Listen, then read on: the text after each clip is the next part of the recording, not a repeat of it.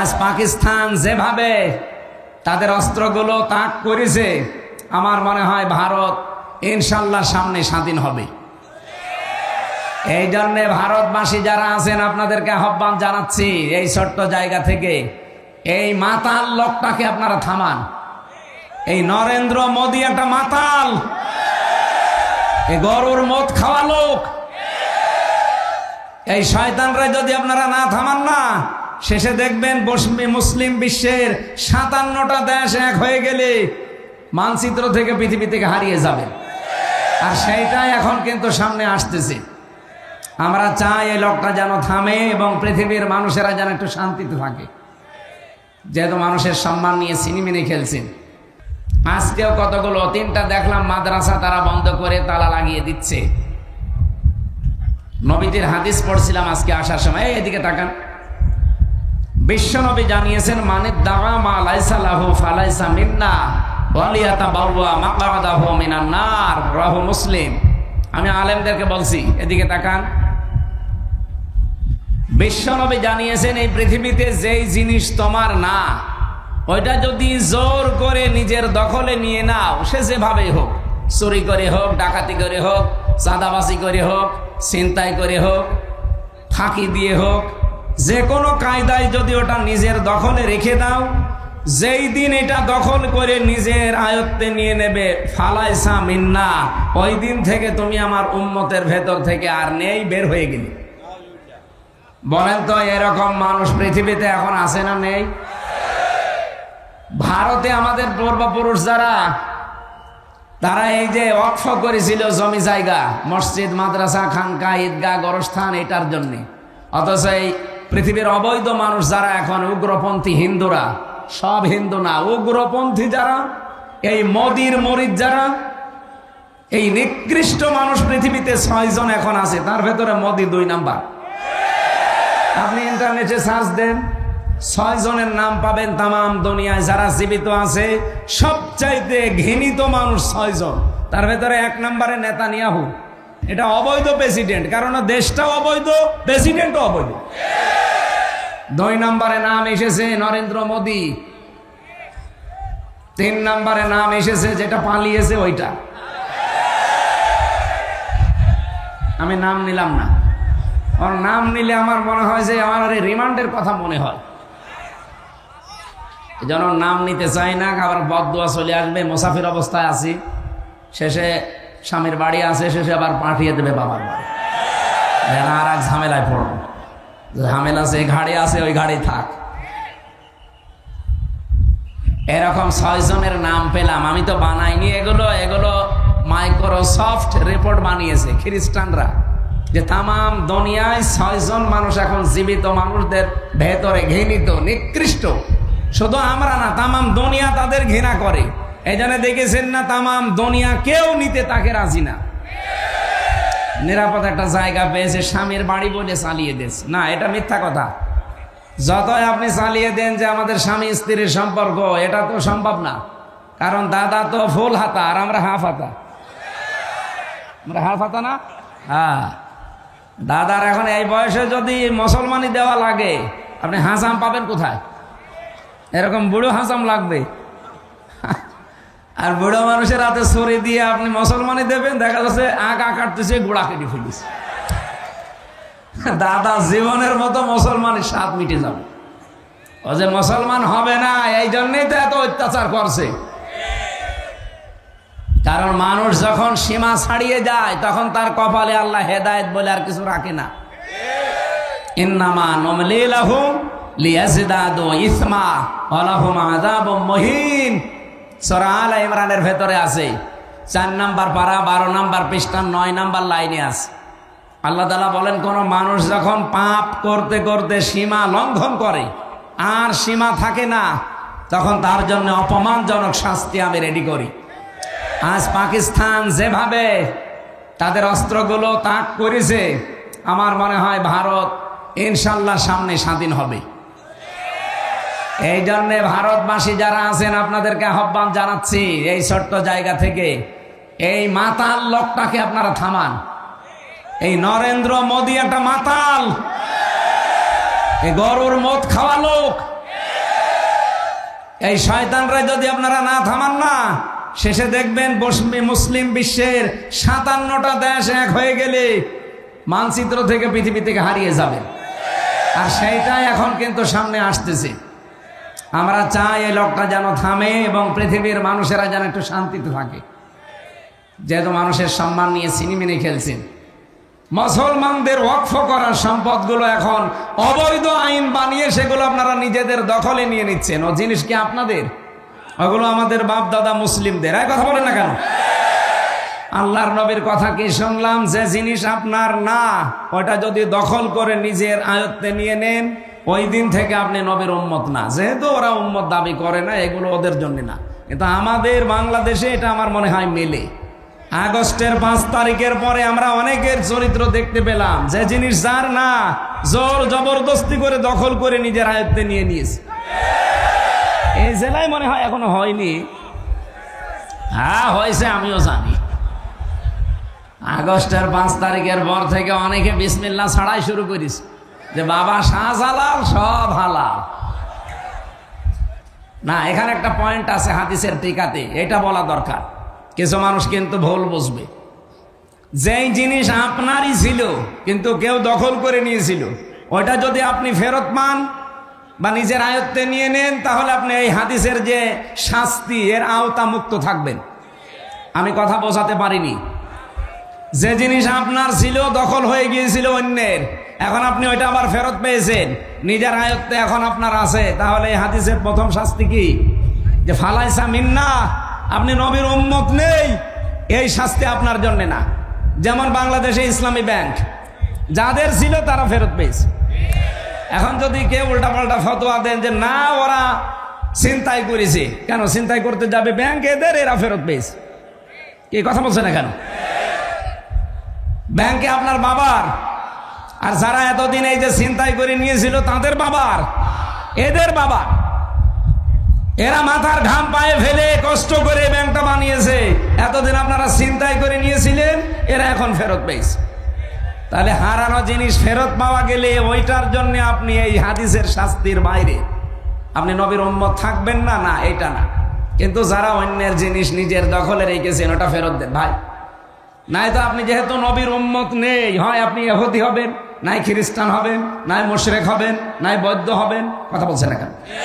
নবীর উম্মত না থাকলে অন্য কোনো কিছু তো হবেনি। 4,500 ধর্মের লোক আমরা এই দুনিয়ায় বাস করছি, খালি একমাত্র নাজাত প্রাপ্ত মানুষ আমরা যারা মুসলিম, নবীর উম্মত। এর বাইরে যত জাতির লোক আছে, কোরআনের আয়াত, সবাই ক্ষতিগ্রস্ত। অহুয়া ফিল আখিরাতি মিনাল খাসিরিন। সুতরাং যারা আল্লাহর নবীর উম্মতের ভেতরে এখন নেই, অন্যের জিনিস চাঁদাবাজি করে, দখল করে, জোর জবরদস্তি করে নিজের আয়ত্তে রেখেছেন, যেহেতু নবীর উম্মত আপনি নেই, আপনি মরে গেলে আপনার জানাজা দেওয়া বেকার, আপনাকে কবরে দেওয়া বেকার। একটু কড়া হয়ে যাচ্ছে না? না না, কিসের কড়া? এখনো তো শুরু হয়নি। কোনো কড়া নেই, কেবল শুরু করছে ডোজ দেওয়া। আমি এখানে আসার পর এক ডাক্তার এসেছি, আমার বলছে এই ওষুধটা খাবেন, যদি এটাই কাজ না হয় ডোজ আমি বাড়িয়ে দেব। তাই আমি যে ডোজ দিচ্ছি মনে হয় এ ডোজে হবে না, আমি সামনে যাচ্ছি। এই ডোজ গ্রহণ করা যাবে না। এখানে নবীর উম্মত আপনি আছেন কিনা এখন বলেন। এই যে যারা এখানে লক্ষাধিক মানুষ বসে আছেন, আপনি নিজেই বলেন, আগস্টের 5 তারিখের পরে এপ্রিলের এই 27 তারিখ, এই 9 মাসের ভেতরে বহু মানুষ নবীর উম্মত থেকে বের হয়ে চলে গেছে। অথচ তারা নামাজ পড়ে, রোজা রাখে, এমনকি হজও করে এসেছে। নবীর উম্মত না থাকলে তার হজ হয়, তার নামাজ হয়, তার রোজা হয়েছে। এই জন্য হাতে পায়ে ধরে বলছি, ভাই যারা নিয়েছেন তারা এই কাল সকাল বেলায় তাদের বাড়িতে ফেরত দিয়ে আসবেন, যে ভাই যেভাবেই হোক নিয়েছিলাম, এটা আমার না, এই যে ফেরত দিয়ে গেলাম। যারা যারা রাজি আছেন এই কাজ করতে হাত তোলেন তো। এই কাঠটা মেরি খেয়েছেন, এদিকে আসেন। রে এইটা তো ঠিক হয়নি, রেকর্ড হচ্ছে না। আপনি আন্দাজে হাত তুলতে গেলেন। এই ক্যামেরা ওইদিকে মারার দরকার নেই। না, আমরা তো আশা করেছিলাম যে অন্তত এই জেলাটা একটু বাদ আছে, আপনারা দেখে প্রায় লোকে হাত তুলছে, কাঠটা মেরে খেয়েছে, ফেরত দিয়ে দেবেন। ভাই, যে দলের লোকই আপনি হন, যে জিনিস আপনার না, যদি আপনি জোর করে নিজের দখলে নিয়ে রাখেন, কালকে ফেরত দিয়ে দেবেন, নয়তো আপনার নামাজ, রোজা, এই হজ, যাকাত সব মাঠে মারা যাচ্ছে। কারণ আপনি নবীর উম্মতি নেই। আপনি মরে গেলে যে আমি বিসমিল্লাহি ওয়া আলা মিল্লাতি রাসূলিল্লাহ বলবো, পুরা মিথ্যা। কারণ আল্লাহর নামে, রসুলের নামে, রসুলের আদর্শে তুলে দিলে আপনি রসুলের আদর্শেই নেই। 2 নাম্বারটা আরো কঠিন। নবীজি বলেন সে যেন টিকিট কেটে জাহান্নামে নিজের একটা আসন বরাদ্দ করে নিল। আমি তো এই চর্ম চোখে দেখতে পাচ্ছি বাংলাদেশে এরকম বহু মানুষ অলরেডি জাহান্নামে টিকিট কেটে বসে আছে। যারা মানুষের জমি দখল করে নিয়েছেন, দোকান দখল করেছেন, এই বাজারেও কত দোকান দখল হয়ে গেছে, নামে বেনামে। নাকি বেশি বললাম? ওই আপনারটা মনে হয় নিয়েছে, ঠিক ঠিক বলছেন 2 বার। জাতেরটাই হয়েছে এরকম, আল্লাহর কসম আমরা ফেরত দিয়ে দেব। সে যদি জামাত ইসলামের লোক হয়, বিএনপির লোক হয়, চরমরাইয়ের লোক হয়, যে দলই করেন না কেন, আপনি নবীর উম্মত আর নেই, আপনি আগে ফেরত দিয়ে দেন। হ্যাঁ, ওটা যদি আপনারই থাকে, এতদিন ওরা দখল করে নিয়েছিল, ওটা আপনি ফেরত পেয়েছেন, এটা অসুবিধা নেই। এরকম যদি কেউ করে থাকেন, বাবা শাহজালাল আপনার জন্য হালাল আছে। কে কথা বুঝতেছেন? আমি যে কথাটা বলতে চাই, হাদিসটা নিয়ে আসলাম। পৃথিবীর এই নিকৃষ্ট মানুষদের তালিকায় যাদের নাম, এই মানুষগুলো দেখেন মানবতার সবচাইতে বড় শত্রু এরা। এবং এই মানুষগুলোর জন্য এখন পৃথিবী অশান্ত হয়ে উঠতেছে। অলরেডি ইন্ডিয়াতে এই মোদি পৃথিবীর নিকৃষ্ট সন্ত্রাসী, জঙ্গি ও দাঙ্গা বাঁধিয়ে দিয়েছে। আমি গতকালকে দেখলাম 2 জন দাড়িওয়ালা মুসলমানকে মাটিতে ফেলে জবাই করছে, উগ্রপন্থী কিছু হিন্দুরা। এ পৃথিবীর যত অপকর্মের মূল হোতা হয় ইহুদিরা, না এই উগ্রপন্থী হিন্দুরা। আপনি দেখেন যত অপকর্ম আছে, আমি এই যে আমার মোবাইলে প্রায় 70টা নোট করেছি, তামাম দুনিয়া মিলিয়ে। ওই সেই হিটলার থেকে শুরু হয়েছে, ওটা ছিল কি মুসলমান, কি ছিল খ্রিস্টান, এখান থেকে শুরু হয়ে আজকের এই দিন পর্যন্ত যা চলছে দুনিয়ায় যত অপকর্মের, এর মূলে হচ্ছে হয় ইহুদিরা, না হিন্দু মুশরিক যারা, উগ্রপন্থী যারা, তারা সব হিন্দু না। এই জন্য অন্যান্য যারা হিন্দু ভাইরা আছেন, এই লোকটাকে আমার মনে হয় থামানো দরকার। বসবাসের অযোগ্য হয়ে যাবে সামনে। ও যা আরম্ভ করেছে, তাম পৃথিবী কিন্তু আবার যুদ্ধ লেগে গেল বলি। এই একটা মানুষের মন মতো চলতে গিয়ে আমরা দুনিয়াতে অশান্ত হয়ে যাব। কোন কারণে? হয় ওকে মেরে ফেলেন, নাই থামান। এক কথা বলেন না কেন? কারণ এরকম অভিশপ্ত মানুষের দুনিয়ায় থাকার দরকার নেই। ভালোই তো চলছে পৃথিবী, মাঝে মাঝে এই শয়তান খালি অশান্ত করে দেয়। এখানে এই শয়তান আছে, তাদের পেছনে শুধু কলকাঠি নাড়ে আর একটা জাতি আছে, আমি নাম নিচ্ছি পরে। আজকের তেলাওয়াত কিন্তু আয়াতে কিছু গুরুত্বপূর্ণ তথ্য আছে, বাস্তবের সাথে মিলিয়ে আমরা এই কথাগুলো শুনতে চাই, বলতে চাই ইনশাআল্লাহ। যেহেতু কোরআন সবার জন্য উন্মুক্ত, এটাকে শুধু মুসলমানদের বলেন বলেন। আল্লাহ রাব্বুল আলামিন বলেন, হাযা বায়ানুল লিন্নাসি ওয়া হুদাও ওয়া মাউইযাতুল লিল মুত্তাকিন। সূরা আলে ইমরানের 138 নম্বর আয়াতে আছে, 4 নম্বর পারার 6 নম্বর পৃষ্ঠা 13 নম্বর লাইনে আছে, না 12 নম্বর লাইনে আল্লাহ পাক বলেন, হে পৃথিবীর মানুষেরা, এ কোরআন আমি নাজিল করেছি জীবিত মানুষদের জন্য বায়ান হিসাবে। তাহলে কোরআন শরীফ মরা মানুষের জন্য না, জীবিত মানুষের জন্য। কিন্তু দুঃখজনক হলো সত্য, এই 15.5 বছরের দিকে তাকান, জীবিত মানুষদেরকে কোরআন শোনানো, কোরআন বোঝানো বড় কঠিন হয়ে দাঁড়িয়েছিল। জেল থেকে বের হওয়ার পরে আমার মাহফিল ছিল এই মঠবাড়িয়ায়, আমি চলেও এসেছিলাম, কিন্তু শয়তানরা আমারে ঢুকতে দেয়নি। আমি কি এসেছিলাম আমার বাবার কাহিনী শোনাতে, কোরআনের কথা শোনার জন্য, বোঝার জন্য এসেছিলাম জীবিত মানুষদের সামনে। সে কুষ্টিয়া থেকে আমি অলরেডি খুলনা পার হয়ে গেছি। হঠাৎ করে আমারে বলছে আপনিও পালান, আমরাও পালাচ্ছি। পুলিশ এসে আগেই ঘিরে ফেলেছে। পুলিশ যদিও আজকেও এসেছে, ওই যে পুলিশ, আজকে আর এখন আর হবে না, কারণ এখন আর আগস্টের 5 তারিখের আগে নেই।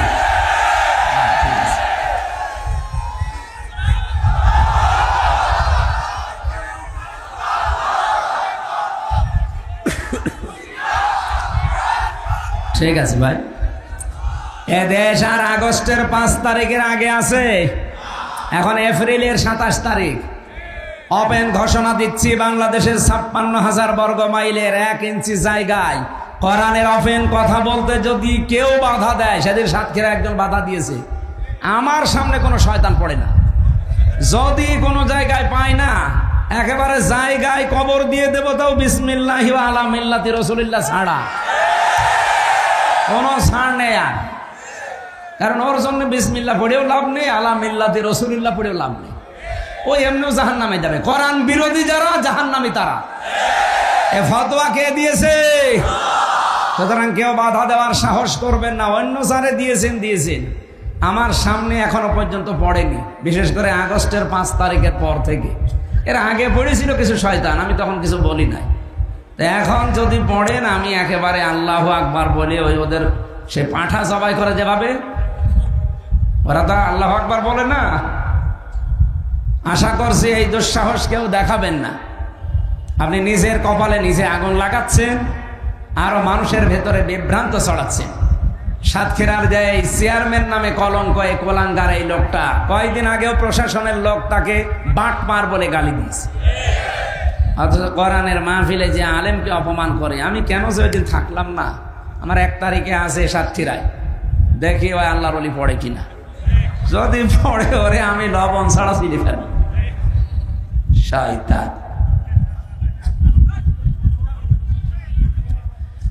আমার ভাইরা, জীবিত মানুষদেরকে কোরআন শোনাতে বলেছেন কে? আরো জোরে বলেন। কেন? কোরআনে কারীম জানিয়েছে কেন জীবিত মানুষদেরকে শোনাবেন। ওয়াযাক্কির ফাইন্নাদ যিকরা তানফাউল মুমিনিন। হে নবী, আপনি কোরআন দিয়ে আলোচনা করবেন, যারা মুমিন, যাদের ভেতরে ঈমান আছে, এই মানুষগুলোর উপকার হবে। আর যারা আল্লাহর ধমকের ভয় পায়, so admonish and or by the holy Quran him who fears my threat ফাযাক্কির বিল কোরআনি মান ইয়াখাফু ওয়াঈদ। যারা আল্লাহর ধমককে ভয় পায়, এই মানুষগুলো কোরআনের আলোচনা শুনলে মাস্ট বি তাদের উপকার হবে। কে বলছেন? যাক্কির ফাইন্নাদ যিকরা তানফাউল মুমিনিন। তানফাউল মুজারে, বর্তমান, ভবিষ্যৎ, প্রেজেন্ট, ফিউচার। এখন আমরা যারা শুনছি আমাদের উপকার হচ্ছে। কি উপকার হচ্ছে? আল্লাহ বলেন, ইন্নামাল মুমিনুনা আল্লাযীনা ইযা যুকিরাল্লাহু ওয়াজিলাত কুলুবুহুম ওয়া ইযা তুলিয়াত আলাইহিম আয়াতুহু যাদাতুহুম ঈমানা ওয়া আলা রাব্বিহিম ইয়াতাওয়াক্কালুন। 1 নম্বরে যারা সত্যিকারের মুমিন, তাদের সামনে আল্লাহর আয়াতগুলো যখন আপনি উচ্চারণ করবেন, তাদের অন্তরাত্মা কেঁপে উঠবে। হয় আশায় নাই ভয়ে। 2 নম্বরে তাদের ঈমান যা ছিল, কোরআনের আলোচনায় তাদের ঈমান আল্লাহ আরো বাড়িয়ে দেবে। 3 নম্বরে তারা বাড়ি যাওয়ার আগে সিদ্ধান্ত নিয়ে যাবে, জীবনে যদি ভরসা করি কার উপরে, অবশ্যই যেন আমাদের ঈমান যা আছে বাড়বে। এটা আল্লাহর কথা। ঈমান যে আপনার বাড়ছে, তার প্রমাণ কি? নবীজি বলেন, বাম স্তনের 2 আঙ্গুল নিচে একটা গোস্তের টুকরা আছে। কোরআনের আয়াত যদি মানুষ বুঝে বুঝে শোনে, পড়ে, তখন এটা কাঁপ ধরে, এর ভেতরে কাঁপাকাঁপি শুরু হয়। 2 নম্বরে আপনার শরীরের এই যে পশমগুলো খাড়া হয়ে যায়। এই যে আমার খাড়া হয়ে গেছে, আপনি দেখেন আপনার খাড়া হয়ে যাবে যদি কোরআনের আয়াত বোঝেন। 3 নম্বরে, ওয়াইদা সামিউ মা উনজিলা ইলার রাসূলি তারা আয়ুনাহুম তাফিদু মিনাদ দামি মিম্মা আরাফু মিনাল হক সূরা মায়েদা 7 নম্বর পারার 1ম নম্বর পৃষ্ঠার 1ম নম্বর লাইনের 83 নম্বর আয়াতে আছে। আল্লাহ বলেন, যখন আমার আয়াতগুলো মানুষ শুনবে, নবী আপনি দেখবেন যারা বোঝে এর মর্মবাণী, এর অর্থ ব্যাখ্যা বিশ্লেষণ যারা বুঝেছে, যারা একনিষ্ঠভাবে মন দিয়ে যারা আমার কালামের কথাগুলো বোঝার চেষ্টায় আছে, ওই মানুষগুলোর চোখের দিকে তাকিয়ে দেখবেন মনের অজান্তেই তারা কাঁদতেছে। কখন তাদের চোখে পানি এসে গেছে ওরা নিজেও টের পাবে না। এই জন্য আপনি যদি মন থেকে শোনেন, এই উপকারগুলো মাস্ট বি সামনে হবে। আর আমার কয়েকটা আরম্ভ হয়েই গেছে। পশম খাড়া হয়ে যাওয়া, বাম স্তনের 2 আঙ্গুল নিচে গোস্তের টুকরা কাপা কাপি করা, এটা অলরেডি আমাদের হচ্ছে। 3 নাম্বারটা, চোখ দিয়ে পানিও আসবে, আমি দেখতে পাচ্ছি। আপনি অনেকের দিকে তাকান, একনিষ্ঠভাবে তাকিয়ে আছে, কখন যে কেঁদে ফেলেছে ও নিজেও টের পাবে না। আল্লাহ রাব্বুল আলামিন কোরআনে কারীম দিয়েছেন জীবিত মানুষদের জন্য। অথচ যারা এই 15.5 বছর বাধা দিলেন, তাদের বাবা মা মরে গেলে আমার এটাকে বলতো, হুজুর কোরআন পড়ে দিন। কি আপনার বাবা মরে গেছে, এখন কোরআন পড়ে করবো কি? যতদিন জীবিত ছিল ততদিন যদি পড়াতেন বোঝাতেন, কাজ হইতো। কি কথা বলেন? এ থানার ভেতরে মনে হয় এক জায়গায় গত বছরে জেল থেকে বের হওয়ার পরে আমি আসতে যে কথাও বলেছিলাম, কয়েক কিলো মনে হয় আমার বাকি ছিল, 2-3 কিলো। পুলিশ আমার আগে এসে প্রায় 1-1.5 গাড়ি ভরে গেছে। ওরা বলছে, হুজুর আসলে আমরা যেভাবেই হোক ধরবো। আজকে ধরেন তো ভাই, আসুন আজকে ধরে নিয়ে যান, যে বন্দি করে রাখেন। যাদের কথা মতো এই কাজগুলো এই মানুষগুলো করেছিল, দোষ শুধু এদের তো না, দোষ এদের বড় বড় যে অফিসারগুলো ছিল আর যারা বাধা দিয়েছিল ওই শয়তানদের। জীবিত মানুষদের আমরা আসি কোরআন শুনতে, আর ওরা বলে না মরে গেছে, এখন পড়ে করবো কি? আমি আহ্বান জানাচ্ছি, এটা যেহেতু রেকর্ড হচ্ছে সারা বাংলাদেশের, সাধারণ যে পোশাক পরে পুলিশেরা আছে এদের দোষ না ভাই। হ্যাঁ, কিছু উল্টাপাল্টা লোক ছিল, সে মানুষরা পালিয়েছে। আমার কুষ্টিয়ায় বাড়ির নিচে যে ভাড়া থাকতো, ওটা ছাত্রলীগের ক্যাডার ছিল, আমি জানতাম না। আমি তো 3 বছর জেলে। ও ম্যাডাম যারে পাড়িয়েছে তারই ভাড়া দিয়েছে, আর প্রশাসনের লোক না দিলে তো সমস্যা করবে। পরে আগস্টের 5 তারিখের পরে বিকালবেলা এই যে আল্লাহর ওলি পালিয়েছে, আজ পর্যন্ত আমরা আর কোনো খোঁজ নেই। তালা লাগানো এই 9 মাস, ভাড়াও পাই না, জিনিসপত্রও খুলতে পারি না। কোথায় যে গেছে তার বউ ছেলে মেয়েরও খোঁজ নেই। কি করলেন আপনি? টাকা পয়সা কামাই করে কি করলেন বলেন? এই কিছু কিছু অফিসারের কারণে, কোলাঙ্গার যে মানুষগুলো, তাদের কারণে সাধারণ কনস্টেবল যারা, এসআই এই মানুষগুলো আজ জাতির কাছে এখনো পর্যন্ত কালার হয়ে আছে। এরা এই পোশাক দেখলে এখনো ঘৃণা করে না। এই পোশাকটার দোষ না, এটা সম্মানিত পোশাক।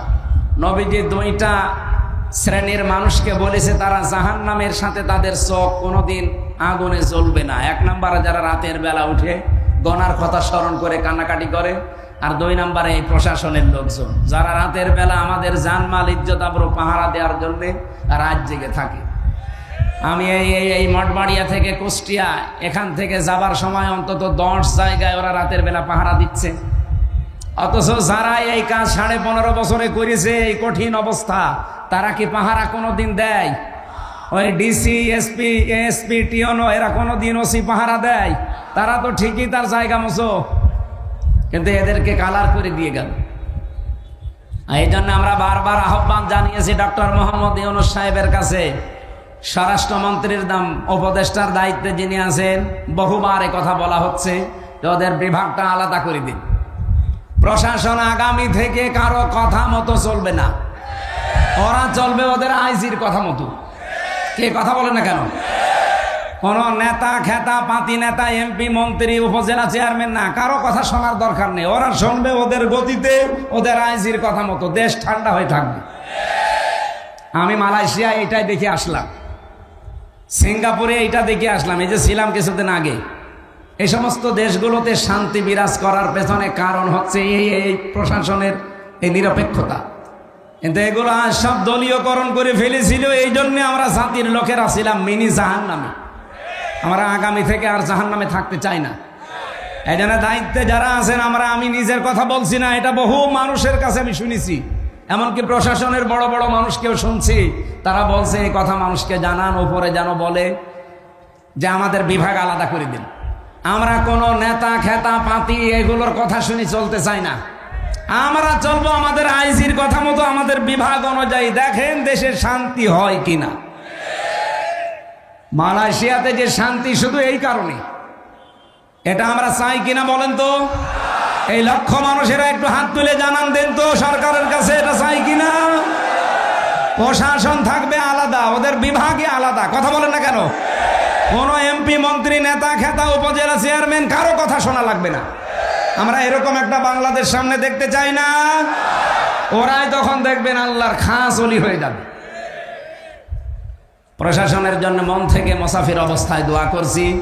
নিজেদের বাবা মা আত্মীয় স্বজন ছেড়ে যারা বাংলার বিভিন্ন প্রান্তে আমাদের জানমাল ইজ্জত আবরু হেফাজতের জন্য দিন নেই রাত নেই 24 ঘন্টা ওদের ডিউটি। বাংলাদেশে একটাই বিভাগ আছে যাদের কোনো ডিউটির শেষ নেই, 8 ঘন্টা না, কে বলেছে? ওদের 24 ঘন্টা ডিউটি। টয়লেটে যদি বসে থাকে, যদি বাঁশি পড়ে, অর্ধেক শেষ করে দৌড় দেওয়া লাগে। এইরকম কঠিন চাকরি ওইটা, আমি নিজে তো দেখেছি। সম্মানিত ভাইরা, এই জন্যে মন থেকে মুসাফির অবস্থায় দোয়া করছে, আল্লাহ তাদেরকে আগের সেই অবস্থায় তুমি আবার ফিরিয়ে দাও। বাংলার মানুষের ভেতরে যে ভ্রান্ত ধারণাটা এখনো আছে, ভ্রান্ত ধারণাটা আসলে আমরা পেয়েছিলাম কষ্ট, এই কষ্টের কারণে যাই হয়েছিল এটা যেন আগের অবস্থায় আবার এই মানুষগুলো ফিরিয়ে যায়। বলে না আমি? কোরআন শোনানোর কথা কি মরা মানুষ না জীবিত মানুষ? আমরা কি মরা না জীবিত? দুইটা কথা আল্লাহ আয়াতের পরবর্তীতে দিয়েছেন। হুদান, পথ নির্দেশিকা, এর ভেতর থেকে নেওয়া লাগবে।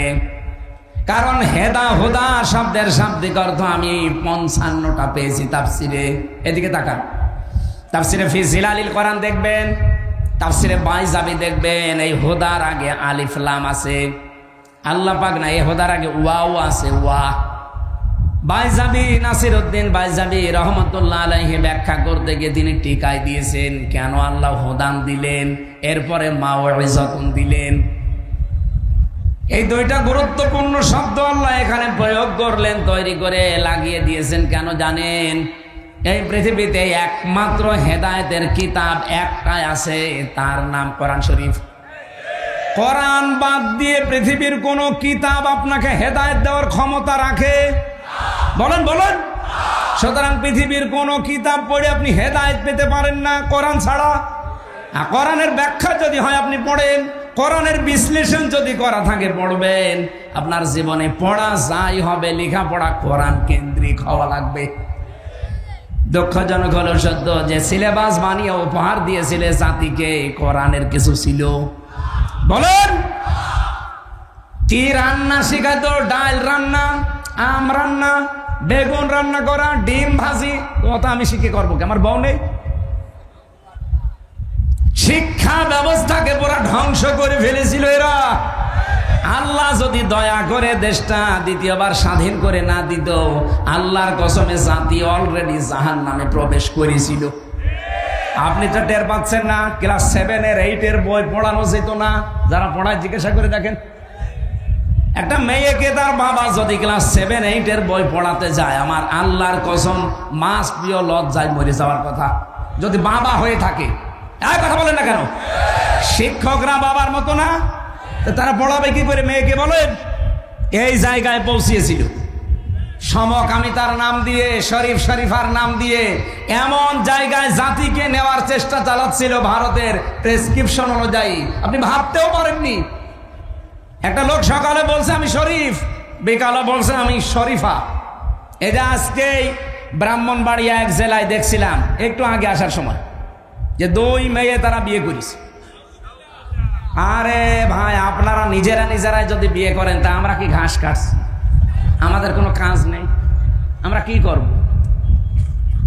আমাদের কোনো কাজ নেই। আর আমরা জানি বরিশাল বিভাগের মানুষেরা টাটকা জিনিস খায়, তো বিশেষ করে বরিশাল, ভোলা, পটুয়াখালী, বরগুনা, পিরোজপুর, এই সমস্ত জেলার মানুষ নদীর ধারে তো সব টাটকা জিনিস খায়, এদের বউ লাগে 3-4টি করে। তা আপনারা মেয়েরাই যদি বিয়ে করে ফেলেন তা আমরা করব কি?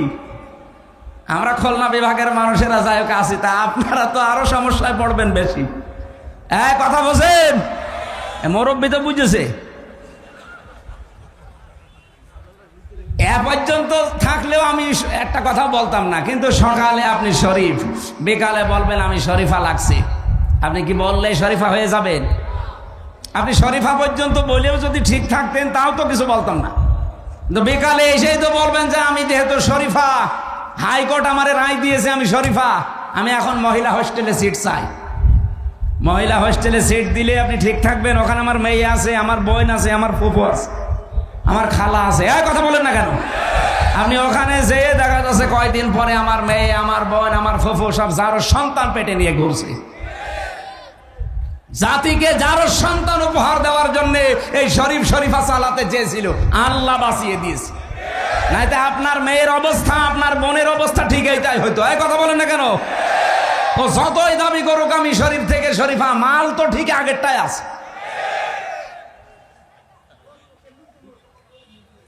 এই জন্য হেদায়েত দেওয়ার একচ্ছত্র মালিকানা আল্লাহ কোরআনকে দিয়েছেন। হুদান, এটাই পথ নির্দেশিকা। এখানে একটা হাদিস এসেছে, বলবো আমি, আপনারা শুনতেছেন? তিরমিজি শরীফের হাদিস। এইটাই আমার ওয়াজের ফার্স্ট পয়েন্ট।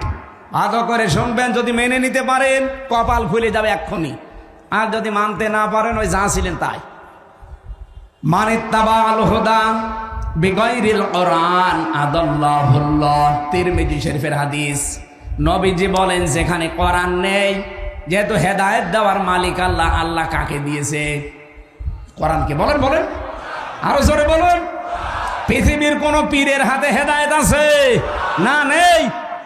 আমি আজকে চারমোনার ময়দান পুরা ঘুরে দেখলাম, মাদ্রাসা সরসিনার পুরা মাদ্রাসা, সারাদিন এই 2 জায়গায় গিয়েছিলাম।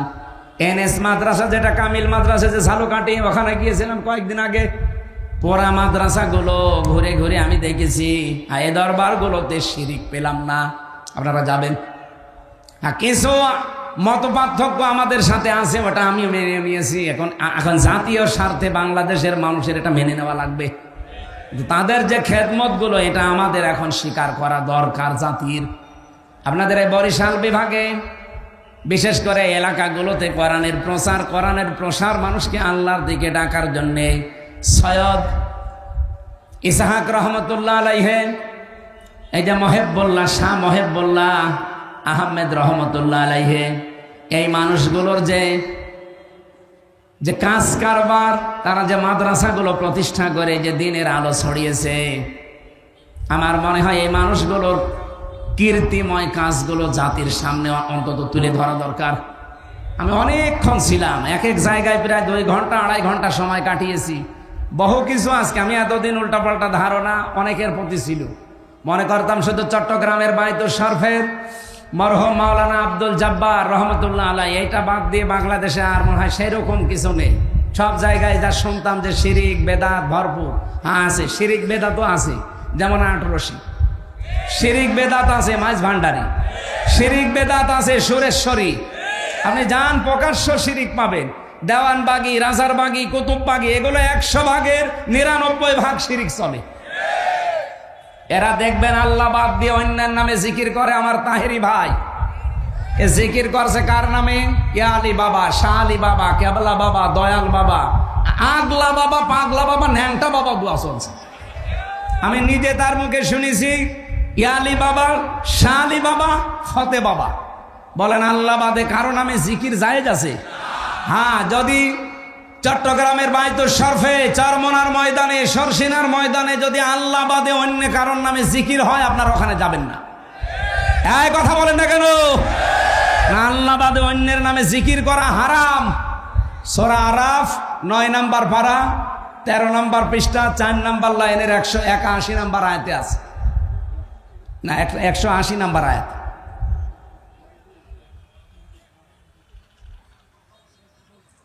ওয়ালাকাদ যারানা লি জাহান্নামা কাসীরাম মিনাল জিন্নি ওয়াল ইনসি, আয়াতের পরের আয়াত কি? আয়াতের পরের আয়াত কি? না, এর আয়াতের পরেরটা। যাই হোক, আমি আয়াত নাম্বার বলে দিয়েছি বাড়ি যে আপনার দরকার বিশ্বাস না হলে মিলিয়ে নেবেন। সূরা আরাফ 9 নাম্বার পারা 13 নাম্বার পৃষ্ঠা 4 নাম্বার লাইনে আছে 80 নাম্বার 180 নাম্বার আয়াত। যে কোনো তাফসিরের সাথে মিলাবেন। আল্লাহ বাদে অন্যের নাতে কেউ যদি মিলিয়েও ডাকে, আযারুল্লাযীনা ইলহাদুনা ফি আসমাই, কেউ যদি আল্লাহর নামকে এলহাদ করে, এলহাদ মানে পাল্টিয়ে ফেলা, এই যে আল্লাহর নাম ওরা পাল্টিয়ে ইয়ালি বাবা, শালি বাবা, কেল্লা বাবা, ফতে বাবা, আল্লাহর নাম আছে একটা? কোথায় আপনি পেলেন এগুলো? এই জন্য আমি যে সমস্ত দরবারগুলো নিজে দেখে আসলাম, আপনারা দরকার হয় বড় বড় আলেম যারা আছেন দেশে যাবেন দেখতে। যদি দেখেন যে শিরিক বেদাত এখানেও আছে, ওখানে মানুষকে যেতে নিষেধ করবে। যেহেতু এই সমস্ত জায়গার নিয়মগুলো দেখে আসলাম, এরা জিকির আল্লাহর নামেই করছে, এরা দরুদ রাসূলুল্লাহর নামে পড়ছে।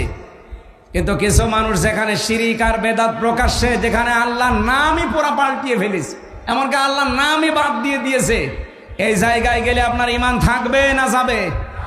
তা আমি অন্তত থাকতে আপনার ঈমান চলে যাবে, আর আমি বসে বসে ঘাস কাটবো? 55 বছর পর্যন্ত আল্লামা সাইদি রহমতুল্লাহ আলাইহি এই কথাগুলো জাতিকে জানাতে চেয়েছিলেন যে আপনারা শিরিক করবেন না নামের ভেতরে, আল্লাহর নামে। রাসূলুল্লাহকে তুলতে তুলতে এমন উপরে তুলে ফেলে, আল্লাহর উপরে সম্মান দিয়ে দেয় না। স্থান ঠিক রাখা লাগবে। 1 নম্বরে কে? 2 নম্বরে রাসূলুল্লাহ, 3 নম্বরে মা বাবা। বলেন বলেন, আপনি সিরিয়াল ঠিক না রেখে একবারে মা বাবাকে আল্লাহর উপরে তুলে দেবেন, আপনি ইমান থাকবে? আমার ভাইরা, এবার আমি হাদিসের যে ব্যাখ্যা বলার জন্য এই হাদিসটা পড়লাম, শব্দ ছিল আদাল্লাহুল্লাহ। আমি আরবি গ্রামার যারা বোঝে, জানে, বালাগাত মানতে পড়ায় পড়ে, এখানে বহু আলেম আছে। আপনি একটু বাড়িতে যে ওনাদের আলাদা জিজ্ঞাসা করেন তো, শব্দ নবীজি যদি বলতেন দল্লা ইয়াদিল্লু, তাও বাংলা অর্থ হয়ে যেত। কিন্তু বাংলা অর্থ আসতো সোলাসি মোজাররদ থেকে আসলে যে আপনি নিজেই নিজেকে খারাপ বানিয়ে ফেলেছেন। কিন্তু আদাল্লা ইউদিল্লু বাবে ইফআল থেকে এসেছে শব্দটা, এর খাসিয়াত আছে 9টা। বাবে ইফআল থেকে যদি কোনো শব্দ আসে তখন বাংলা অর্থ দাঁড়ায় আপনি হয়তো ভালো হওয়ার নিয়তে কোনো জায়গায় গিয়েছিলেন, কিন্তু কোরআন সেখানে ছিল না, কোরআনের কর্মসূচি ছিল না। এই জন্য আল্লাহ নিজে দায়িত্ব নিয়ে আপনাকে আরো গোমরা বানিয়ে দেবে। পিরোজপুরবাসী, এবার একটা সত্যি কথা বলেন তো, যেই দরবারে কোরআন চলে না, কোরআনের নিয়ম নীতি চলে না, ওই দরবারে যদি আপনি ভালো হওয়ার নিয়তেও যান, আপনাকে খারাপ বানিয়ে দেবে কে? আরো জোরে বলেন। এ পর্যন্ত বিশ্বাস করেছেন নাকি হাদিস আমি বানালাম? আরেকটু নিচে যাব, কয়েকজন বলছে, হ্যাঁ বলেন না কেন? বাংলাদেশে 73টার উপরে এখন রাজনৈতিক দল। কে কি মনে করবেন, খুশি হবেন, রাজি হবেন, দুঃখ পাবেন, আমি ওইদিকে তাকাই না। কোরআন হাদিস সামনে আসলে আমি চোখ বন্ধ করে বলি, কে রাজি হবে, কে দুঃখ পাবে, আমার দেখার দরকার নেই। এই 73টা রাজনৈতিক দল বাংলাদেশে, যেই দলের কর্মসূচিতে কোরআন নেই, যেই দলের কর্মসূচিতে কোরআন চলে না, ওই দলের প্রতিষ্ঠাতা যদি আমার বাবাও হয়, আমার স্বামীও হয়, ওই দলে যদি আমি ভালো হওয়ার নিয়তে থাকি, আমাকে খারাপ বানাবে কে? সুতরাং ওই রকম দলে আমি আজকে থেকে আর আছি। কারা কারা নেই হাত তোলেন তো। আন্দাজে হাত তুলবেন না, দেখেন তো হাত তোলেনি কে, দেখেন। আলহামদুলিল্লাহ, ওয়াজ হয়ে গেছে। আর ওয়াজ করা লাগবে? আর কি ওয়াজ আছে? যেই দলে কোরআন নেই, যেই দলের কর্মসূচিতে কোরআন চলে না, ওই দলের প্রতিষ্ঠাতা আমার বাবা হোক, আমার স্বামী হোক, আমি আর নেই। তাহলে এই দেশে কি আর কোনো দল থাকার কথা? বলেন। আল্লাহ আমাদেরকে হেদায়েত দান করুন। লিল্লাহে তাকবীর। আমাদের প্রধান অতিথি আজকে আল্লামা দেলাওয়ার হোসেন সাইদি রহমতুল্লাহ আলাইহির সন্তান এসে গেছে। ভাই মনে হয় ব্যস্ত থাকলে চলে যাবেন, না থাকলে কিছু কথা থাকবেন সঙ্গে।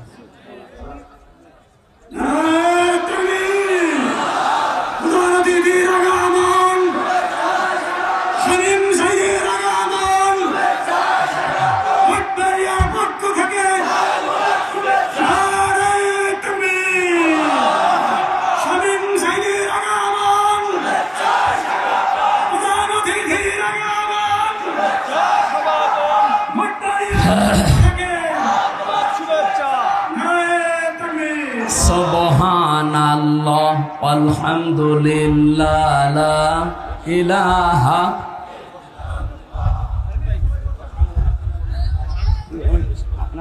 শেষ করে এখানে বসিয়ে দিন, এখানে বসিয়ে দিন। সুবহানাল্লাহ আলহামদুলিল্লাহ লা ইলাহা ইল্লাল্লাহ সুবহানাল্লাহ। জবান খুলে আল্লাহর জিকির করেন, সুবহানাল্লাহ আলহামদুলিল্লাহ। এখানে কথা বলেন কেন? বসেন, বসিয়ে দিন, সব বসিয়ে দিন। এই যে চারটা শব্দ দিয়ে জিকির করাচ্ছি, এটা হাদিসের শব্দ, এর বাইরে কোনো জিকিরের শব্দ নেই। সুবহানাল্লাহ আলহামদুলিল্লাহ লা ইলাহা ইল্লাল্লাহ আল্লাহু আকবার, এর বাইরে যা আছে দোয়া দরুদ। কেউ যদি কেল্লা বাবা, ফতে বাবা, শালি বাবা, দয়াল বাবা, এগুলো কি এর ভেতরে আছে? দরবারে যাবেন না। এই চারটা শব্দ দিয়ে যেই দরবারে জিকির হয়, ওই দরবারে শেখার জন্য, জানার জন্য যাবেন। কি কথা বলেন না কেন? এরকম দরবার যদি চরমনা হয় যাবেন কালকে, যদি সরসিনা হয় যাবেন কালকে, যদি আটরসি হয় যাবেন কালকে। আটরসি আমি নিজে গিয়ে যেটা দেখেছিলাম, এইভাবে যাওয়া লাগে কবরে, আবার এইভাবে আসা লাগে। আমি ওনারে বললাম যে ভাই আমি নবীর রওজা থেকে আসলাম কয়েকদিন আগে, এইভাবে ভেতরে যাওয়া লাগে না? আমারে বলছে ওটা তোদের নবী, এইটা আমাদের। ওই যে খাদেম লাল কাপড় পরি যেটা আছে, ওরে শয়তান, প্রকাশ্য শিরিক যেখানে চলে, এদেশের মুসলমানেরা ওখানে আজ যাবে? এটা শুধু এই মঠবাড়িয়ায় নেই, রেকর্ড হচ্ছে, সারা বাংলাদেশ লাইভ চলছে। সুতরাং সবাইকে সামনে নিয়ে আমার মনে হয় আমি কথা বলছি, এই চারটা শব্দের বাইরে যে দরবারে জিকির আছে ওই দরবারে যাবেন না। কে কথা দিতে পারবেন না? তাহলে দেখবেন আস্তে আস্তে আপনারা না গেলেও দরবার এমনি তুলে দেবে, বলবে কোনো কামাই নেই। আল্লাহ বলেন কোরআন আমি জীবিত মানুষদের জন্য বায়ান, বক্তব্য, বিবৃতি কেন দিলাম? এটা হেদায়াত, পথ নির্দেশিকা এইটাই দিতে পারে। এই জন্য আদাল্লাহ ইউদিল্লু বাবে ইফাল থেকে বাংলা অর্থ দাঁড়ায়, পৃথিবীতে কোরআন যেখানে নেই তার মানে কোরআনের নিয়ম নীতি চলে না। ওখানে কেউ ভালো হওয়ার নিয়তেও যদি যায়, তাকে আল্লাহ নিজে দায়িত্ব নিয়ে আরো খারাপ বানিয়ে দেয়। এর বাস্তব প্রমাণ আমার কুষ্টিয়া লালনের মাজার, ওখানে কোরআন আছে নেই? আমার মা বাড়ি তো পাশে, কোরআন নেই, কোরআনের কর্মসূচিও নেই। ওখানে প্রকাশ্য শিরিক, বেদাত আর শুধু গাঁজা। আমার মনে হয় সারা বাংলাদেশ ঘুরে আপনি যা গাঁজা পাবেন তার চাইতে বেশি গাঁজা পাওয়া যাবে মাজারে। এই পৃথিবীর নিরাপদ একটা জায়গা হচ্ছে লালনের মাজার, যেখানে পুলিশ পাহারা দিয়ে গাঁজা খাওয়ায়। ওই পুলিশ বসে আছে না, যদি ওই কুষ্টিয়া জেলার দায়িত্বে থাকে জিজ্ঞাসা করে দেখেন, বলে বাবা খা, আমরা আছি, কেউ কিছু বলবে না। এইরকম গাঁজাখোর ওখানে। তো ওই রকম জায়গায় কোরআন নেই, কোরআনের কর্মসূচি নেই। আপনি যদি ভালো হওয়ার নিয়তেও যান, আপনি কি ভালো থাকবেন? আর আপনাকে খারাপ বানিয়ে দেবে কে? এই জন্য দেখা যায় আগে বিড়ি খেত না, এখন বিড়ি ধরেছে। আগে গাঁজা বুঝতো না, এখন গাঁজা খায়। ও কি ভালো হয়েছে না খারাপ হয়েছে? বলেন বলেন। এই জন্য এরকম কোন খারাপ জায়গায় যেখানে খারাপ হওয়ার সম্ভাবনা বেশি যাওয়া যাবে? আল্লাহ আমাদেরকে বাঁচিয়ে দেন, বলেন আমিন। 2 নম্বরে ওয়া মাউইজাতুন, এর ভেতরে উপদেশ আছে। মাউইজা শব্দের অর্থ 33টা। 1 নম্বরে মাউইজাতুন মানে প্রেসক্রিপশন। কি বললাম? বলেন বলেন। আমরা ডাক্তারের কাছে যান, আপনি মঠবাড়িয়া যদি MBBS ডাক্তার হয়, দেখবেন 4টা জিনিস লেখা থাকে। 1 নম্বরে ওখানে পাবেন ডাক্তারের নাম, ওর নিচে ওনার ডিগ্রি লেখা থাকে। 2 নম্বরে লিখবে আপনার নাম, এবার আপনার বয়স। 3 নম্বরে ঔষধের নাম লিখবে, এর পাশাপাশি ঔষধের ডোজগুলো লিখে দেবে, যে এই ঔষধের ডোজ এই। 4 নম্বরে লিখবে যে কয়দিন চলবে এটা, 7 দিন বা 15 দিন বা 1 মাস, এরপরে ঔষধ পাল্টিয়ে অন্য ঔষধ দেবে। আমি কি বেশি বললাম না? ঠিক আছে। পড়া কোরআন শরীফ আমি এই প্রেসক্রিপশনের সাথে মিলিয়ে এই 4টা জিনিস পেয়েছি। আমার তেলাওয়াতকৃত আয়াত যেহেতু সূরা মায়েদা 54 নম্বর আয়াত, আমরা এই প্রেসক্রিপশন অনুযায়ী কথা বলতে চাই। 4টা ধাপ আছে এখানে, ধাপ আছে 4টা। যেহেতু ভাই একটু সময় দিচ্ছে, আমরা 15-20 মিনিট মতো বললে থাকবেন তো? থাকবেন আপনারা? এবার আপনি এই প্রেসক্রিপশন অনুযায়ী কথা শুনেন। আউযু বিল্লাহি মিনাশ শাইতানির রাজিম, বিসমিল্লাহির রহমানির রহিম।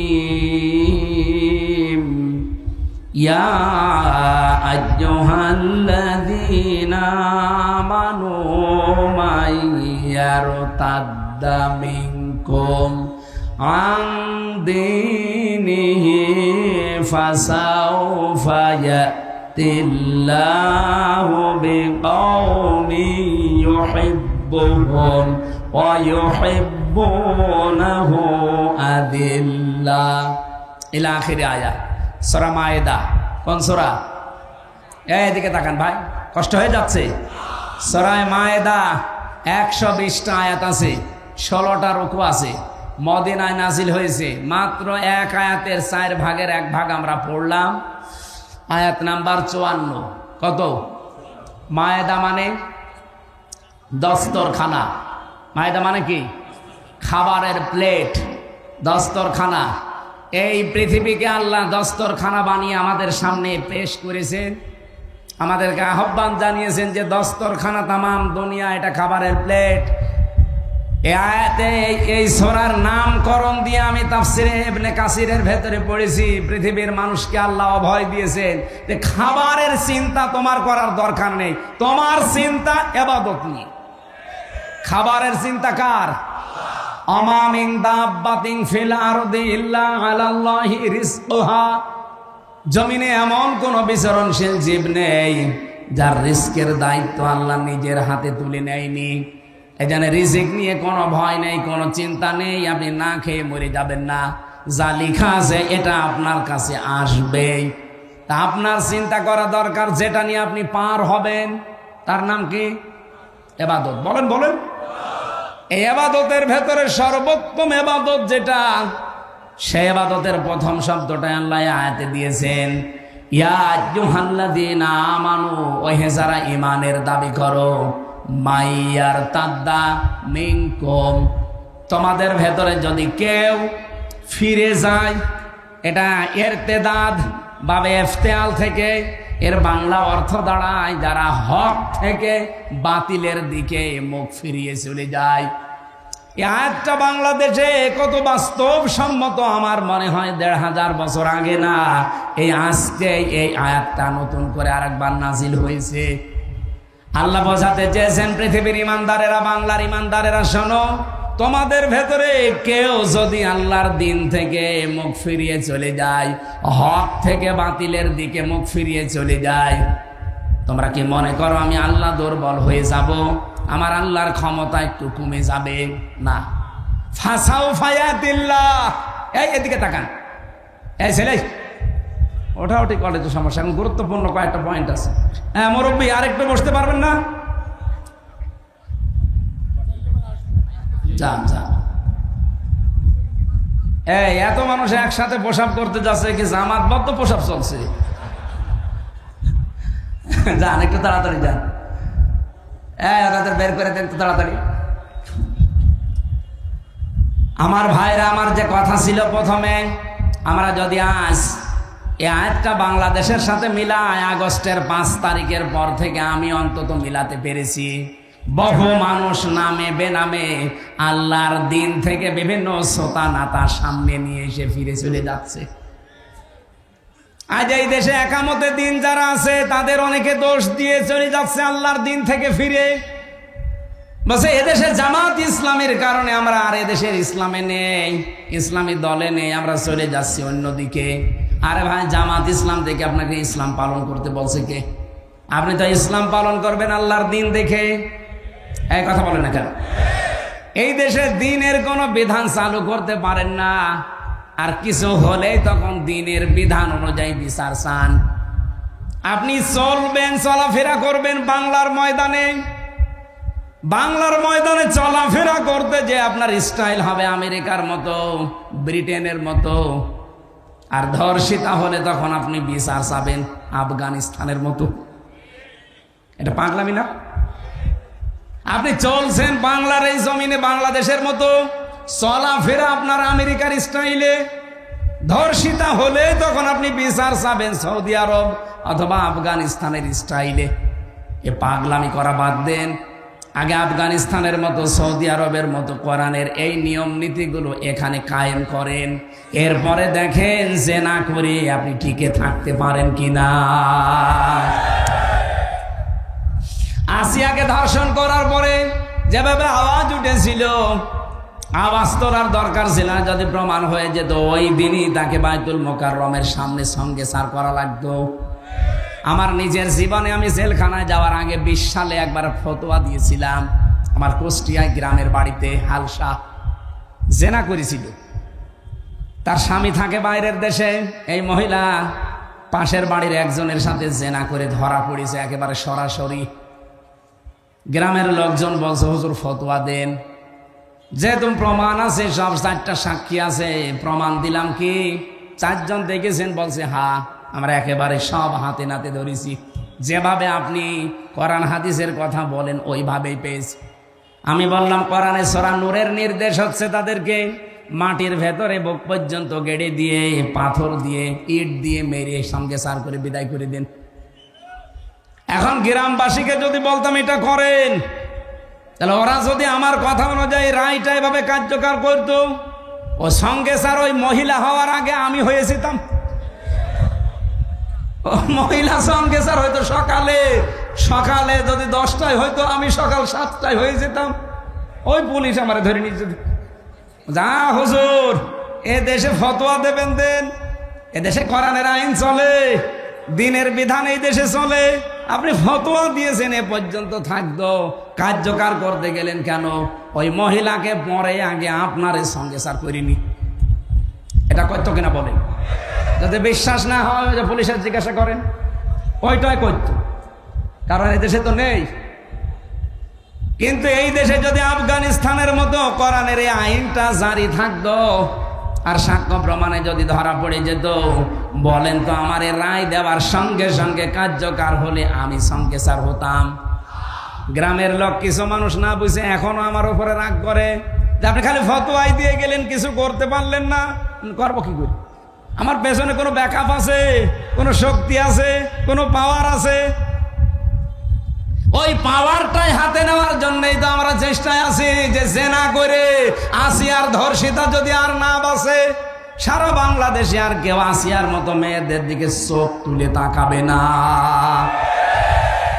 এই জন্যই তো চাচ্ছে বাংলাদেশের সামনে 300 এমপি, 151 জন শামীম সাইদের মতো মানুষ যদি কোরআন বুকে নিয়ে সংসদের সামনে যেতে পারে, আল্লাহর কসম সংসদের প্রথম অধিবেশনে উনি বলবে, মাননীয় স্পিকার, আমরা নামাজের বিল চাই, আমরা যাকাতের বিল চাই, আমরা ধর্ষণের বিল চাই। এই কথা বলছেন এখন। উনি যদি বলে হাত তোলেন, শামীম সাইদের মতো 151 জন যদি হাত তুলতে পারে, ওই দিনই নামাজের বিল কায়েম হয়ে যাবে, ওই দিনই যাকাতের বিল কায়েম হয়ে যাবে, ওই দিনই ধর্ষণের আইন কায়েম হয়ে যাবে। ওর পর দিন থেকে 18 কোটি মানুষ নামাজ পড়বে। আপনি ভোট দিয়েছিলেন আব্দুল আজিজকে মাত্র একটা, আব্দুল জলিলকে মাত্র একটা, শামীম সাইদিকে মাত্র একটা। ওনারা যদি কোরআন বুকে নিয়ে সত্যি সামনে যেতে পারে, 151 জন মানুষ যদি সত্যি এই দেশে তৈরি হয়ে যায়, যতগুলো ইসলামের বিধান আছে এগুলো সব ওনারা একটা একটা করে বিল পাশ করাবে। আপনি শুধু একটা ভোট দিয়েছেন, তাতে কি 18 কোটি মানুষ নামাজ পড়লে যে সওয়াব হয়, ওই রকম সওয়াব প্রতিদিন পাবে। আমি যদি মিথ্যা বলে থাকি, সূরা নিসা এই লক্ষ্য রওশনের সাথে মতো হয়ে গেল, তাড়াতাড়ি করে।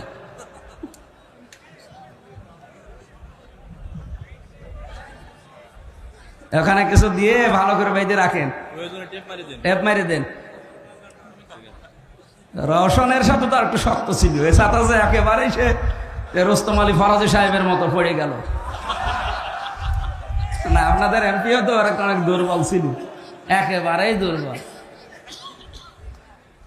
আমার ভাইরা, এটা রাজনৈতিক বক্তব্য যদি মনে করেন, আল্লাহর কসম সূরা নিসা 5 নম্বর পারা 10 নম্বর পৃষ্ঠার 12 নম্বর লাইনের 85 নম্বর আয়াত। এর এত দলিল লম্বা করে তো বলতে পারছি না, বাড়ি যেয়ে খালি মিলিয়ে নেবেন। যদি একটা কথা বাইরে থাকে, শামীম সাঈদীকে একটা ভোট দেবেন, 18 কোটি মানুষের নামাজ পড়ার সওয়াব হবে, আমি গ্যারান্টি দিতে পারি। উনি এমপি হওয়ার পরে, আব্দুল জলিল এমপি হওয়ার পরেই প্রথম দিন সংসদের অধিবেশনে নামাজের বিল আনতে বাধ্য, কারণ প্রতিশ্রুতিবদ্ধ ওনারা আল্লাহর কাছে, আল্লাযীনা ইম্মাক্কান্নাহুম ফিল আরদি আকামুস সালাহ। যদি আমার এরকম বান্দাদের যারা ঈমান আছে যদি ক্ষমতা দেই, প্রথমেই নামাজের বিল আনবে। দুইজনই আছে, জিজ্ঞাসা করে দেখেন, এনারা যদি নামাজের বিল প্রথম দিন না আনে, জীবনও ভোট দেবেন না। যারা নামাজের বিলের পক্ষে না, যারা বলে শরিয়া আইনে আমরা বিশ্বাস করি না, তাদেরকে আপনি ভোট দেবেন, নামাজের বিল না, মদের বিল পাশ করুন। আসিয়ার ধর্ষিতার জীবনও ফাঁসি না, কয়দিন পরে ছেড়ে দেবে। এই যে একটা একটা করে সব ছেড়ে দিচ্ছে। অথচ পৃথিবীর, আমার মনে হয় বাংলাদেশ না, পৃথিবীর যত মাজলুম মানুষ আছে তার ভেতরে অন্যতম মাজলুম একজন মানুষ আজহারুল ইসলাম। কথা বলেন না কেন? এটিএম আজহারুল ইসলাম একজন মাজলুম মানুষ, বিনা কারণে আজ 13 বছর জেলে পড়ে আছে। হাসিনা যেমন অবৈধ, তার রায়গুলো অবৈধ। এই কথা বলেন না কেন? আমরা চাই আগামী 6 তারিখে যে রায়টা আছে, আর কোনো বাঙালিকে হাইকোর্ট দেখাবেন না। কি কথা বলেন না কেন? যেভাবে হোক তারে মুগ্ধ জীবনে ফেরত দেওয়া লাগবে। কত মানুষকে তো দিয়ে দিলেন। প্রশ্ন করে খালি, ওনার সাজা হয়ে গেছে, উনি সাজাপ্রাপ্ত আসামি, ওনারে জামিন দেবে কি করে? সাজাপ্রাপ্ত তারেক জিয়া ছিল না, তারা ছেড়ে দিলেন কি করে? তার স্ত্রী জবায়দা, ডাক্তার জবায়দা রহমান সাজাপ্রাপ্ত ছিল না, 3 বছরের সাজা ছিল তার। হ্যাঁ, তাদেরকে ছেড়ে দিয়েছেন, আলহামদুলিল্লাহ, আমি খুশি। আপনারা কেউ খুশি না হলে আমি খুশি, কারণ তারা নিরপরাধ। বিনা কারণে তাদেরকে আপনি মিথ্যা মামলা দিয়ে হাসিনা আটকে রেখেছিল। আমার যেমন 3 বছর, আমার মামলাটা নিয়ে আমি বুঝেছি যে এই প্রশাসন, এই আদালত যে কত মিথ্যার উপরে চলতো, আমি নিজে তো প্রমাণ, কারো জিজ্ঞাসা করা লাগবে না, আমি নিজে প্রমাণ না। 3টা বছর আমার জীবন থেকে তারা কেড়ে নিয়েছে। কিয়ামতের দিন আমি জীবনও তাদের ছাড়বো না। যারা যুক্ত ছিল টপ টু বটন, কেউ ছাড়বে না। এই মানুষগুলো ছাড়বে? 13 বছর বাবার কাছ থেকে আলাদা করে রেখেছেন বিনা কারণে। এটিএম আজহারুল ইসলামের যারা মামলার সাক্ষী, তাও কেউ কেউ দেখেছে 6 কিলোমিটার দূর থেকে। ওর চোখে কি পাওয়ার বলেন তো? কেউ দেখেছে 3 কিলোমিটার দূরে, কেউ 1.5 কিলোমিটার দূরে। ওকে মানুষ না বাস পাখি? এই মিথ্যা সাক্ষী, মিথ্যা অজুহাত দিয়ে একটা মানুষের 13টা বছর নষ্ট করে দিলেন। আমরা আবার বলছি, আমিরে জামাত যা বলেছিল আপনাদের কথা মতো তিনি উদ্ধ করেছিলেন। এবার আর তাকে খেপাবেন না। ওনার কিন্তু ধৈর্যের বাঁধ অন্তরে শেষ হয়ে গেছে।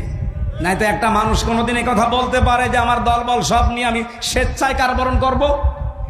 কত রকম দুঃখ পেলে, মনের ভেতরে আঘাত লাগলে কথা একজন মানুষ বলতে পারে? আগামী মে মাসে, এই সামনে মে মাসের 6 তারিখে যদি বাঙালিকে এই দেশে আবার হাইকোর্ট দেখান, সামনে কিন্তু আবার আগস্টের 5 তারিখ আসতেছে। এই কথা বলেন না কেন? এটিএম আজহারুল ইসলামের নিঃশর্ত মুক্তি চাই আমরা। কারা কারা চান দেখি? লিল্লাহে তাকবীর, লিল্লাহে তাকবীর। আজহার ভাইয়ের মুক্তি। এই আওয়াজ আরশ পর্যন্ত চলে গেছে, কারণ আমরা একজন মাজলুম মানুষের পক্ষে আছি। ইব্রাহিম নবীর পক্ষে একটা ব্যাঙ ছিল, তাই তার প্রসাব আল্লাহ পাক করে দিয়েছে। আর এক কাংলাস ছিল বিপক্ষে, ওকে মেরে ফেললে 10টা সওয়াব হয়। সুতরাং আমরা চাই আমাদের ঈমান আমল, আমাদের জীবন আল্লাহ এই মাজলুম মানুষের পক্ষ অবলম্বন কারণে আল্লাহ যেন পবিত্র করে দেয় ব্যাঙের ওই প্রভাবের মতো। আরো জোরে বলেন আমিন। এই জন্য আল্লাহর দিন থেকে বিভিন্ন সোতা নাতা, নতুন নতুন কথা তৈরি করে যারা ফেরত চলে যাচ্ছেন, কসম করে বলছি, ফাসাউফা ইয়াতিল্লাহ, আল্লাহ সিন সাউফা কদ লাম 13টা শব্দ আছে আয়াতের মাঝে। আল্লাহ জানাতে চেয়েছেন ফাসাউফা ইয়াতিল্লাহ, অতি শীঘ্রই আমি আল্লাহ কিন্তু এমন একটা জাতি, এমন একটা দল তৈরি করে দেব যারা আল্লাহর দিন থেকে আজ মুখ ফিরিয়ে চলে যাচ্ছ বিভিন্ন সোতা নাতা দিয়ে, বিভিন্ন উল্টাপাল্টা কথা, নতুন নতুন বাণী তৈরি করে আল্লাহর দিন থেকে যারা আজ ফেরত চলে যাও, কি করব আমি জানো? ফাসাউফা ইয়াতিল্লাহ। এখানে ফাইল, কর্তা সরাসরি কে? আল্লাহ বলেন আমি নিয়ে আনবো। বিকৌমিন, এমন একটা জাতিকে, এমন একটা দলকে, ইউহিব্বুহুম ওয়া ইউহিব্বুনাহু, তারা আমাকে যেমন ভালোবাসে আমি আল্লাহ নিজেও তাদেরকে ভালোবাসবো। আমার তো আয়াত পড়ার পরে মনে হচ্ছে আগস্টের 5 তারিখের পরে বহু মানুষ দিন থেকে ফিরে চলে গেছে, আর বহু মানুষ তাদের কপালের কারণে দিনের ভেতরে আসতেছে। এই কথা বলেন না কেন? দিনের ভেতরে যখন মানুষ আসবে, ইযা জা নাসরুল্লাহি ওয়াল ফাত, আল্লাহর সাহায্য যখন আসবে, তার প্রথম নিদর্শন আপনি দেখবেন বিজয় চলে এসেছে। যেহেতু আল্লাহর সাহায্য আমরা দেখতে পেয়েছি এই দেশে, আপনি জীবনে কল্পনা করতে পারেন আগস্টের 5 তারিখের আগে এই জায়গায় লক্ষাধিক মানুষ আমির হামজার সামনে বসবে? কল্পনার বাইরে ছিল। কারণ বহুবারে পিরোজপুরে এসে আমি আবার ফেরত গেছি, কিন্তু আল্লাহ যেহেতু বিজয় দিয়েছে হালকা অলফাত, আল্লাহর সাহায্য আসলে বিজয় আসবে। বিজয় আসার 9টা নিদর্শন আয়াতের ভেতরে আমি পেয়েছি। 1 নম্বরে অরাইতান নাসা ইয়াদখুলুনা ফি দীনিল্লাহি আফওয়াজা, হে নবী আপনি দেখবেন দলে দলে পালে পালে মানুষ ইসলামে প্রবেশ করছে। আমার কুষ্টিয়ার ওজান গ্রাম ইউনিয়ন, এই গত কয়েকদিন আগে এক ইউনিয়নে 4000 মানুষ আল্লাহর দিন কায়েম করবে এই জন্য শপথবদ্ধ হয়েছে। এটা ওয়ারাইতান নাসা ইয়াদখুলুনা ফি দীনিল্লাহি আফওয়াজা, দলে দলে মানুষ ইসলামে আসবে। এতদিন তারা আল্লাহর তৈরি আইন দুনিয়ায় কায়েমের বিরুদ্ধে ছিল। মানুষের তৈরি করা আইন এই পৃথিবীতে প্রতিষ্ঠার জন্য তারা চেষ্টা চালিয়েছে, আর এই মানুষগুলো এখন ফরম পূরণ করে বলছে আমরা আল্লাহর দিন কায়েমের সহযোগী হতে চাই। বলেন সুবহানাল্লাহ। আমার ভাইরা, এই আয়াতের যে মূল কথাগুলো আমি পেয়েছি, এখানে প্রায় 29টা পয়েন্ট আছে আমার তাফসিরে, আমি নিজে আজকে পড়ে আসলাম। এদিকে তাকা। প্রথম নম্বরে আল্লাহ বলেন এমন একটা দল, এমন একটা জাতি আমি তৈরি করব যদি তোমরা মুখ ফিরিয়ে নিয়ে চলে যাও আমার দিন থেকে। এজন্য নিজের সাথে পাগলামি করবেন না। কত মানুষ আজ বিভিন্ন দলের দোহাই দিয়ে তারা চলে যাচ্ছে আল্লাহর দিন থেকে। আমি নাম ধরে বলছি, চাঁপাইনবাবগঞ্জের পাপিয়ার তার স্বামী 2 জন অলরেডি গালিগালাজ দিয়ে তারা এখন ইসলাম থেকে বের হয়ে গেছে। কারণ তারা আলেমদেরকে গালি দেয়। তারা বলছে যুদ্ধ অপরাধের বিচার এভাবে শেষ করে দেওয়া ঠিক হয়নি, এটা কন্টিনিউ করে রাখা দরকার। আরো নিরপরাধ যেন মানুষকে যেন ফাঁসি দেওয়া যায়। কথা বলেন না কেন? আরে হাসিনা তো সাজিয়েছিল নিজের মন মতো, নিরপরাধ মানুষকে তারা ফাঁসি দিয়ে দুনিয়া থেকে বিদায় করেছে। ওইটা যদি চালু রাখতেন এখন অনেক মানুষ দুনিয়া থেকে বিদায় হয়েছে। তো কথা বলেন না কেন? এমনকি আমিও প্রায় পড়ে গিয়েছিলাম যদি বয়স হইতো। আমার 33 বছর বয়সের জন্য মিলাতে পারেনি, কিন্তু যদি বয়স আমার মনে হয় 70 হতো আমারও ঝুলিয়ে দিত। তারপরও আল্লামা সাইদি বিদায় নেওয়ার পর ভেতর থেকে আল্লামা মামুনুল হক, আমির হামজা, আমি নিজে আমরা মনে করেছিলাম এবার মনে হয় আমাদের পালা। কারণ ভেতরে যে অবস্থা, ওখানে মেরে ফেললেও কোনো অসুবিধা নেই, বলবে যে চিকিৎসাধীন অবস্থায় মরে গেছে। আল্লামা সাইদির নামে যেমন চালিয়ে দিল যে চিকিৎসাধীন অবস্থায় মরে গেছে। কে বলেছে আপনাকে? ইনজেকশন দিয়ে বেরিয়েছে। হ্যাঁ, কথা বলেন না কেন? তার এই হত্যার তদন্ত এবং বিচার আপনারা চান না? যারা যারা জড়িত ছিল প্রত্যেকের বিচার হওয়া লাগবে।